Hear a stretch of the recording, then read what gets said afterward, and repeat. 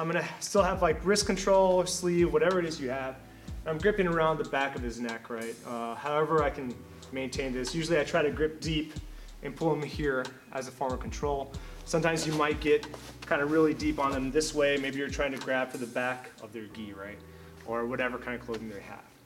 So what I can do here is utilize the same, we talk about rotating a lot.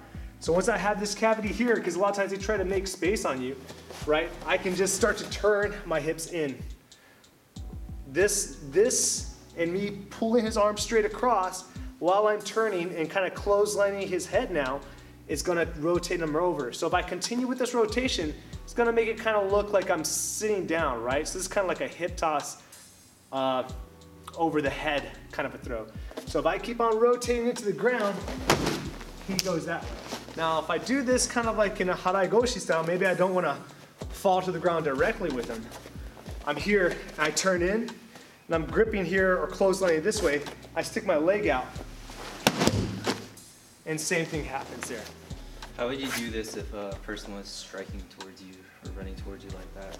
Oh, so that would probably be one of the best ways that happens is with somebody's kind of shooting in on you, right? So if I'm covered up here, all I'm going to do is brace and grip whatever I can and basically just turn my body this way, right? I'm basically kind of becoming a boulder or a roadblock for this person, right?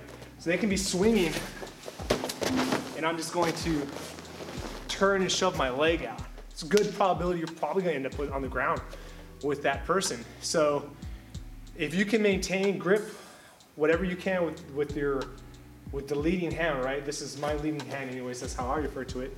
So they're coming in, whatever, they're still pushing in, I'm gonna turn. Once I get to this spot, this hand that's here, whatever it is, if I'm just squeezing real tight, I'm going to pull up on it really hard so that I can come back around on him. But what this pull does is it keeps him from being able to turn in on me, right? Because I'm taking all the slack out of his arm this way, and I'm shoving my hip into here. So he can't turn in on me, but since I'm in this area, I can turn onto him, and I can make this really uncomfortable for him. Right here, at this point, there's the point where he can turn in on you, but if you kind of are schooled about stuff, you can block with something, you can start striking, and then that kind of negates that. Even when somebody kind of like charges at your hips, they can charge at your hips from here, and you can just turn and shove your leg out, and you can accomplish the same throw. This throw, especially in that instance, it's like I'm receiving him, I'm pulling him up onto me to go with it, to pull him over and get him on his back.